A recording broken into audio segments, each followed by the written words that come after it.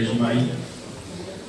أعظم الله أجركم وأحسن عزاءكم وغفر الله لمرحومكم وأفرغ الله صبرا على قلوبكم إلى روح النبي صلى الله تعالى عليه وسلم ولروحه الفاتح.